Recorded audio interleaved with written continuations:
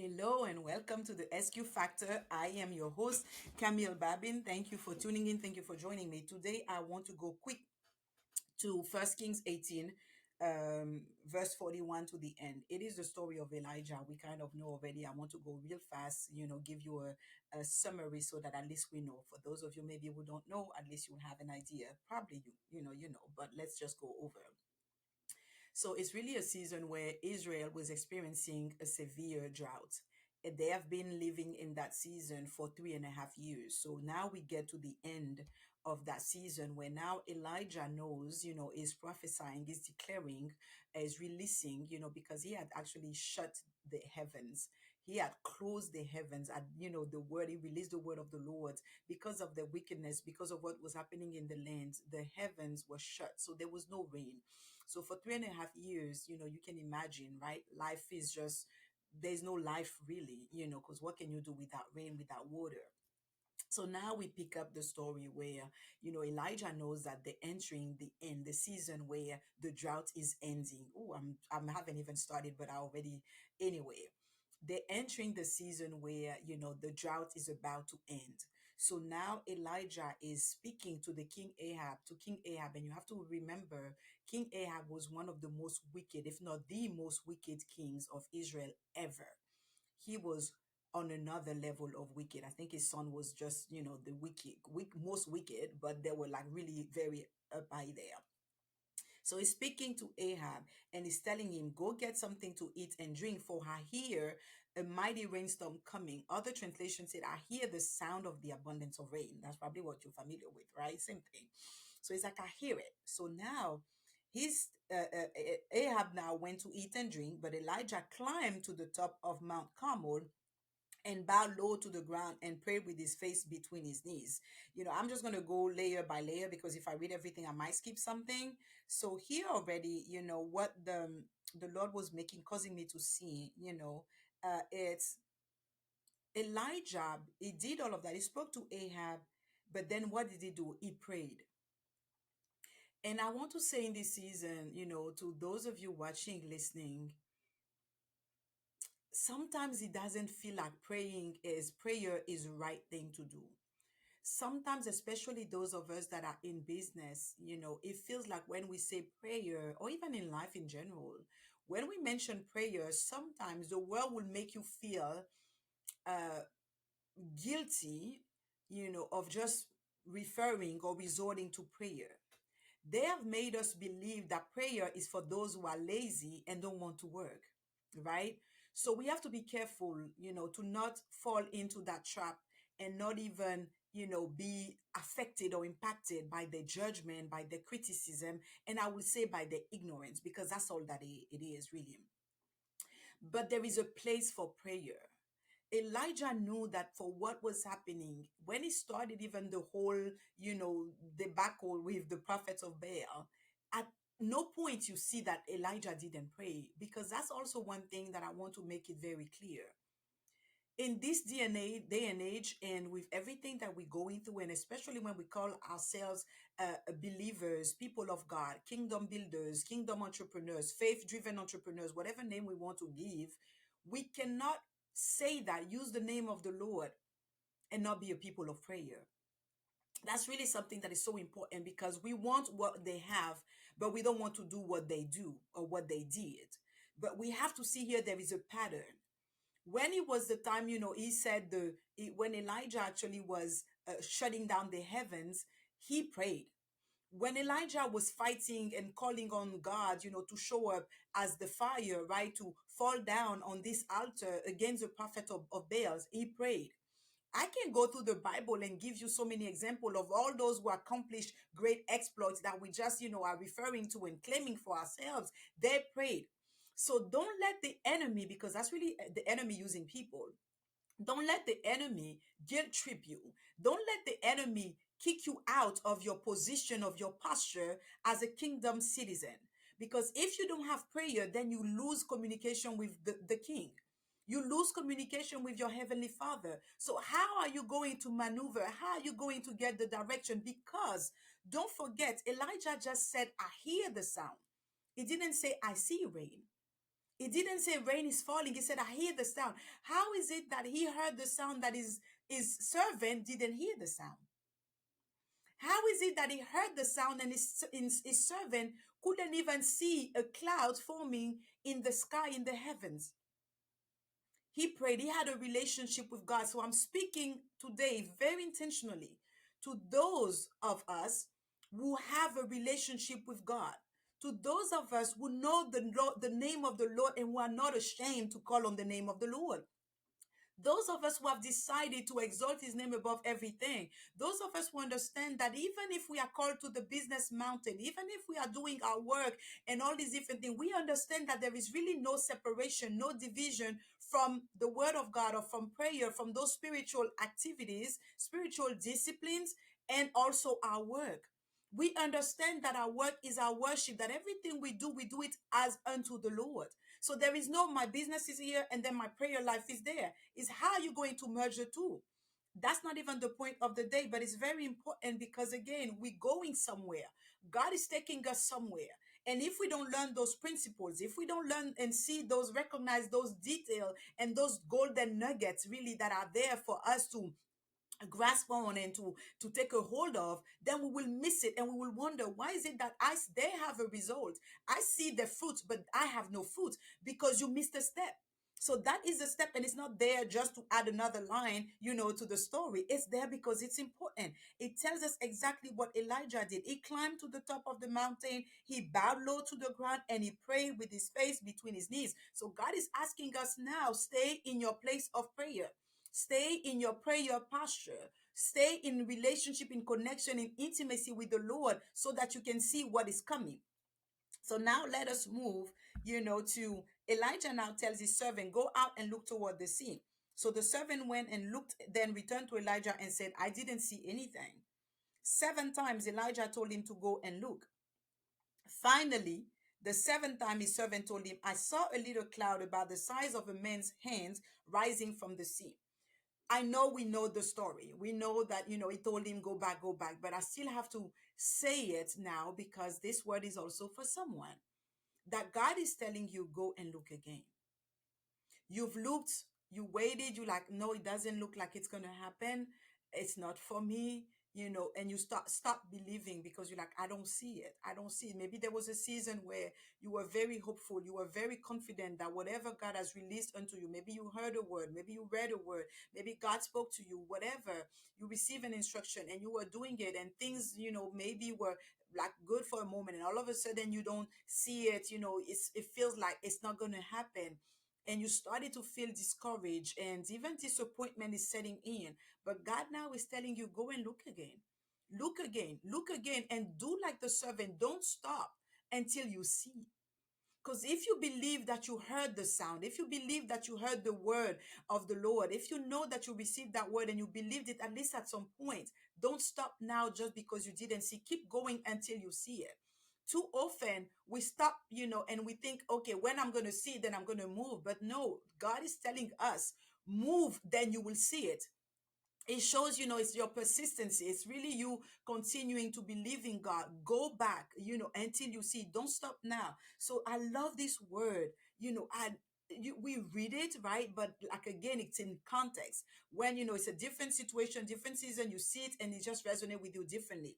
That's what happened with me with verse 44 when he said finally the seventh time. It was just that word finally, just that.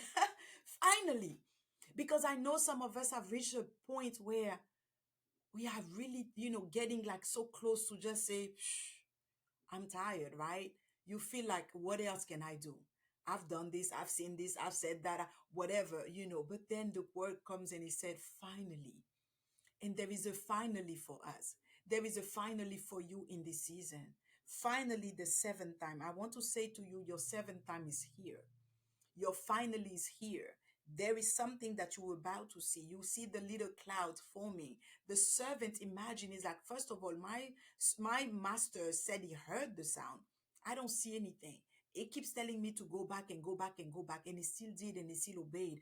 And I want to tell you again before I move to really what I have today, because this is not even it, but I can skip it. But I want to tell you today, stay obedient. You heard already the first thing I said, stay in your position of prayer.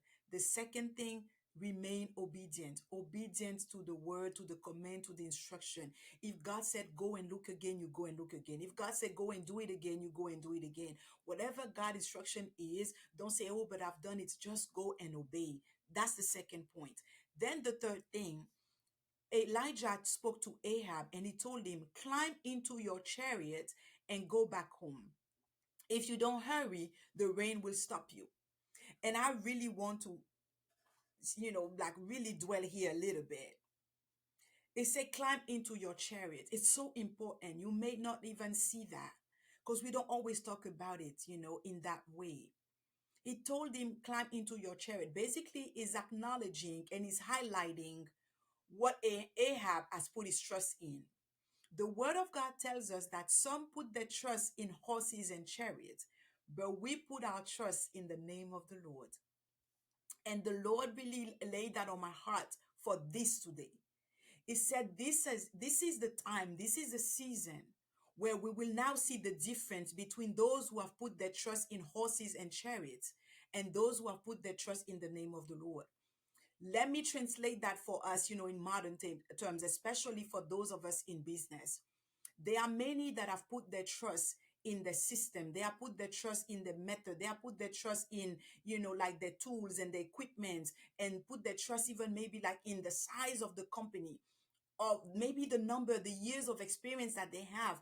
That's where their trust lies. Everything is based on man-made solutions, man-made strategies, man-made plans. I've done it. I know it. I've done it. I've did it. All these different things. But now God is speaking to us and God is saying, but now is the time where my people who are called by my name, my people who acknowledge me, will put their trust in me and put their trust in my name and exalt my name above everything. The people who have done this thing with me at my instruction, right? The people who have had a relationship with me, the people who are in position of prayer, the people who are walking in obedience, the people that are staying steadfast, remaining on the ground. Remember, Elijah was on his foot when Ahab was in his chariot, right? So now God is telling us, I'm making a separation. Now you will see the divide so clearly. You will see the one that said that they have built all of that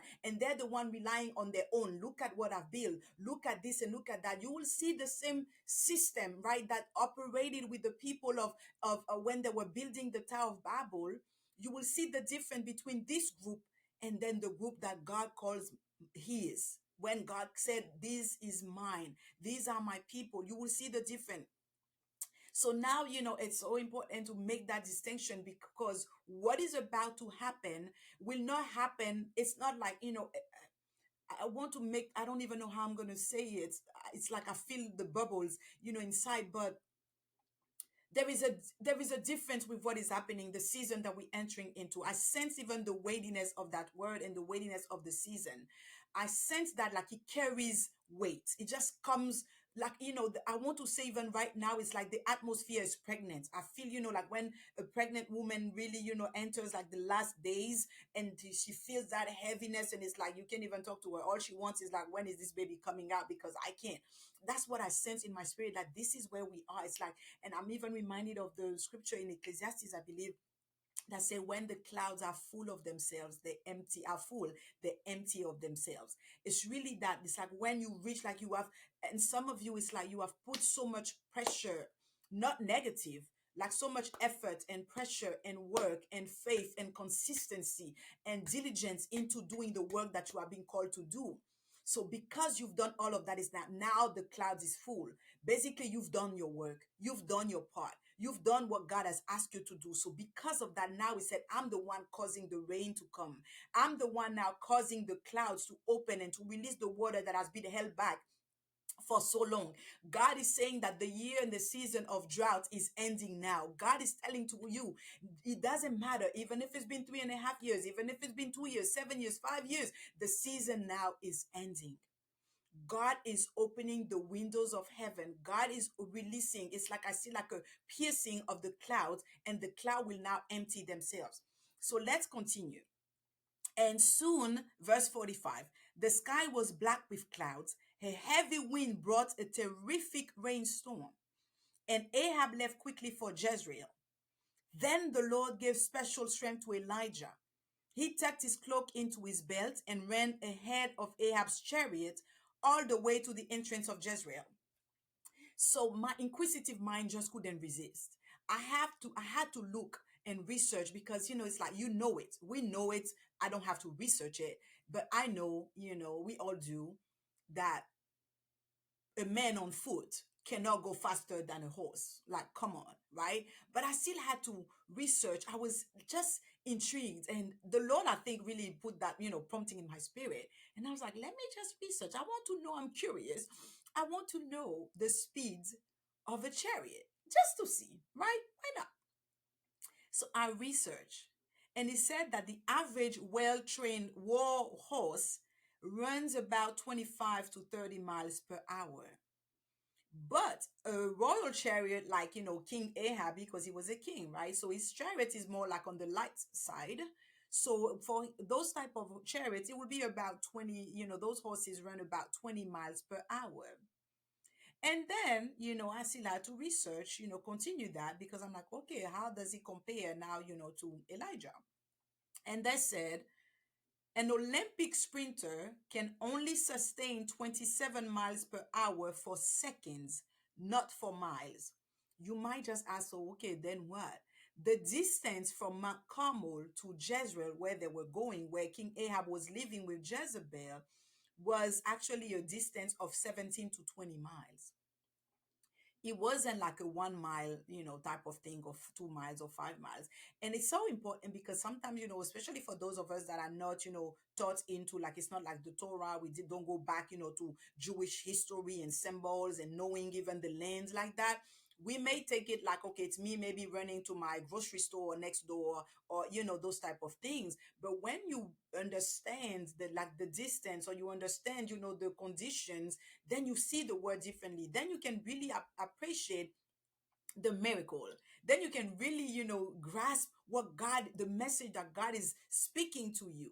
Because if it's just, like I said, 2 miles, you're like, okay, then so what, right? He can run and just beat him because he's fast, right? Maybe it's you, you're like, hey, I'm a fast runner, so I can, but it's not the case. 17 miles distance minimum, or 17 to 20 miles. And they said even an Olympic sprinter, which Elijah wasn't, which I'm sure you're not, right, can only sustain 27 miles for seconds, not for miles. So basically, what they're saying, they said it's humanly impossible for a man to run 20 miles per hour for a distance of 17 miles. And it's not even running 20 miles per hour, because if it's running 20 miles per hour, that means that it's close with Ahab. And let's not forget that he actually gave a head start to Ahab. He said, go. You go first. You hurry and you go now. Right? He told him to go before he even, like, left. So that delay, right? He left later. And that is a word just in itself. And I hope you're catching it, because some of us feel like they have a head start. They feel like they're already well advanced. They're already established. Their business is already prospering. They already know this thing. They already know that thing. They've started, when I didn't start, all these different things. And God is telling you, it doesn't matter. It doesn't matter, because now that's the time where you will see my speeds, like, come on you. You will see my strength. The same thing he said did for Elijah. Then the Lord gave special strength to Elijah. God is giving you special strength. How does it translate? It's not strength to stand, it's strength to run. It's the strength that you need to move forward. It's the strength that you need to catch up. It's the strength that you need to overtake.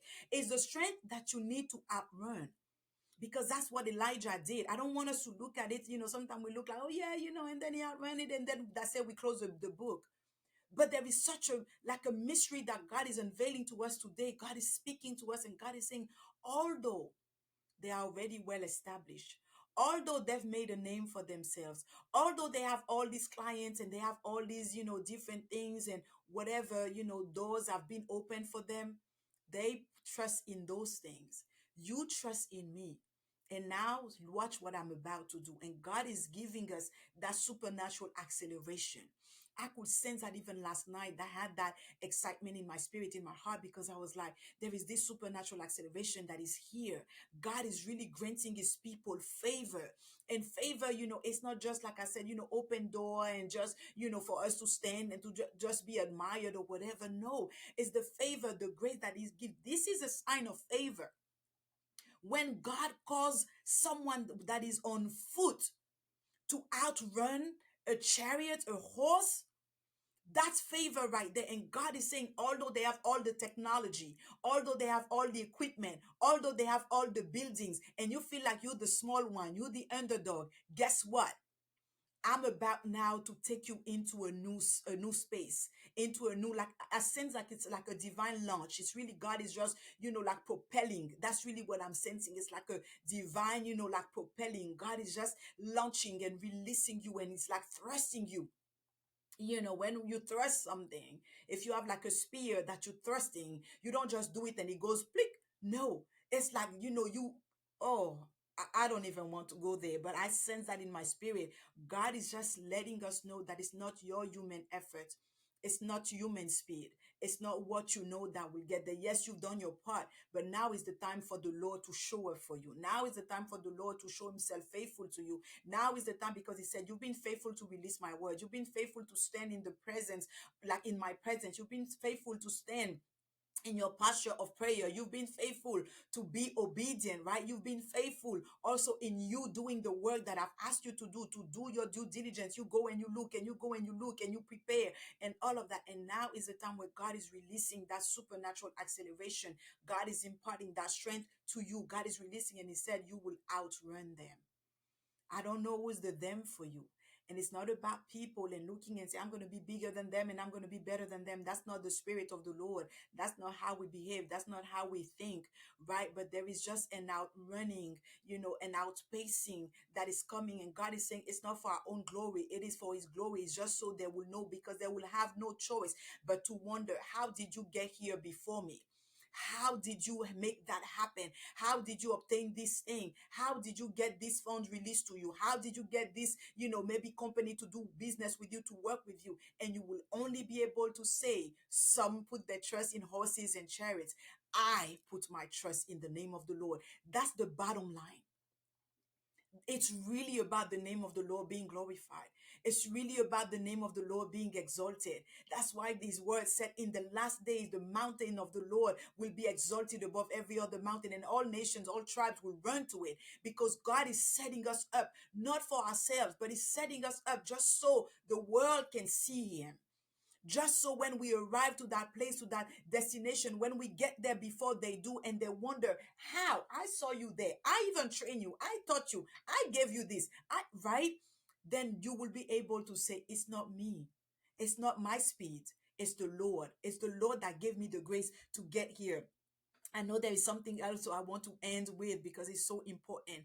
I want to talk about the location, because we miss it, like I said, because we are not, the the Bible territory, right, where those stories happen, are unfamiliar places to us, at least to me, right? And I know a lot of us. I don't know, Jordan. I've never been to Israel. I haven't been yet to the land of Israel.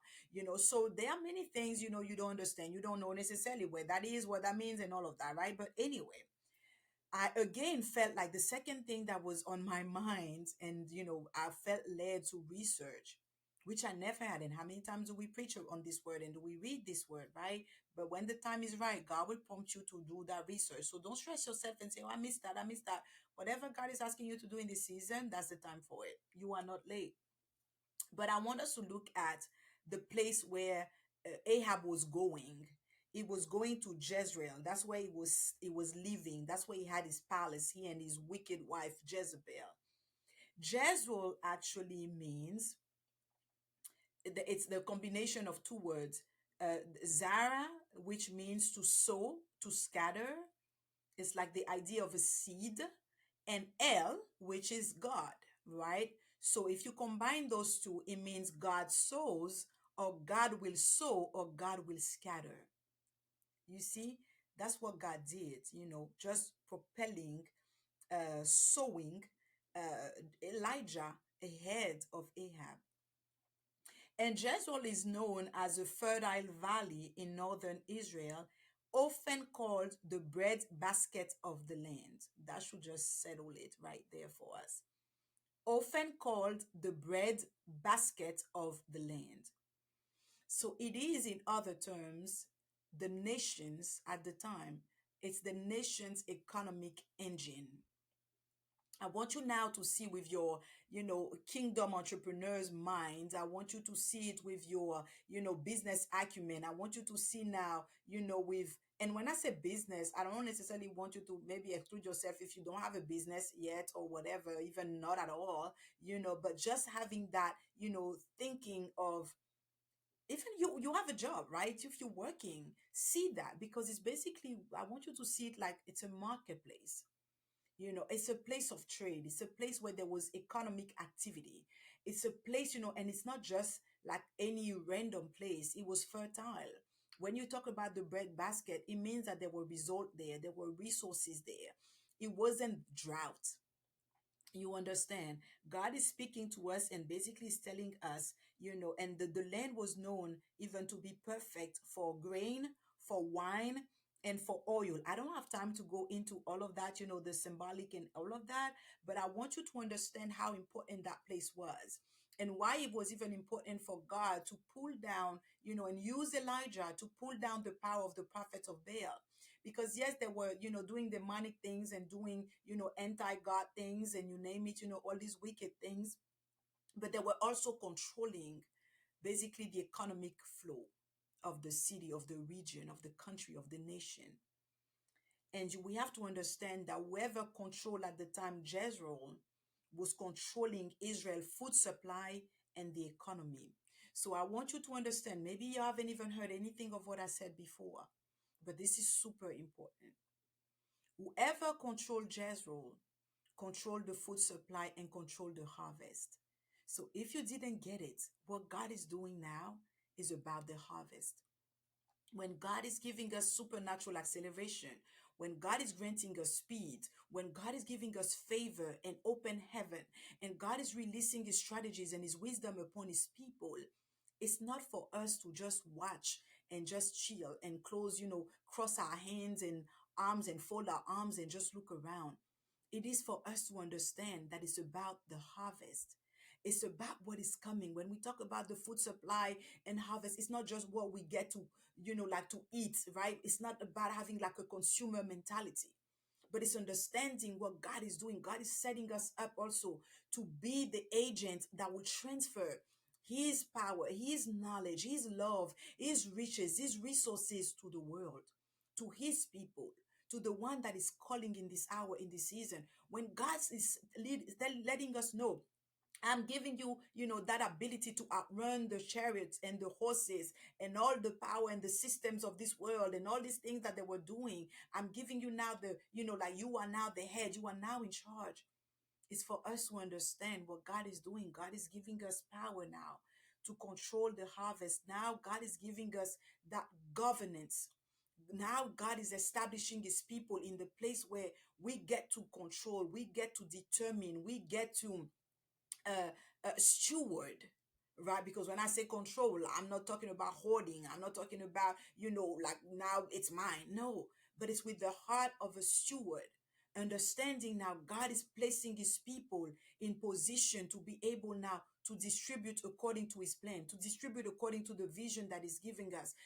That's really the bottom line. That's where God is taking us. God is releasing this supernatural acceleration and strength over you, over your business, over the season of your life. Is ending the season of drought, because now you have reached a place of maturity where you now understand what it's all about. Now you understand that it's about controlling the harvest. Now you understand that it's about being in position for economic authority, economic dominion, economic power. I see that. I don't even know if that's a word, but I see that economic dominion. Because we sometimes seek to dominate. Yeah, we can dominate, but you cannot dominate if you don't also take control of the economic power, right? Because the economic center, because Jezebel and Ahab were able to do what they did, to rally all these false prophets, all the prophets of Baal and the other wicked prophets and all false prophet that they had. Why? Because they were sitting, they were standing, they were living, they were dwelling, they were operating in that valley, that fertile valley. They were operating in the bread basket of the nation. And now God is telling you, that's where I'm sending you. I'm taking you now where there is the bread, like right in the center. So I know I've said it enough.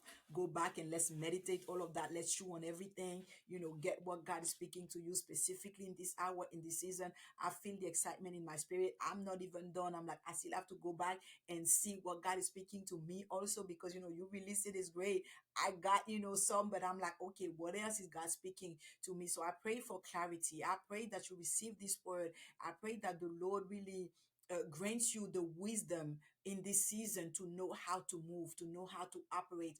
And even, like I would say, the focus, that you will not be distracted, the strength to keep going and to keep looking and to do and to expect the great things that is releasing unto you. So that's it for today. By his grace, I will be back.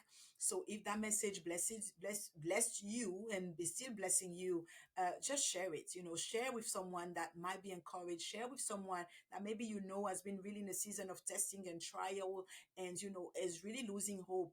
I know that this message will really give them maybe the direction, the answer, the comfort that they need. So be that friend and just share that with them. So God bless you, and I will be back next week by his grace.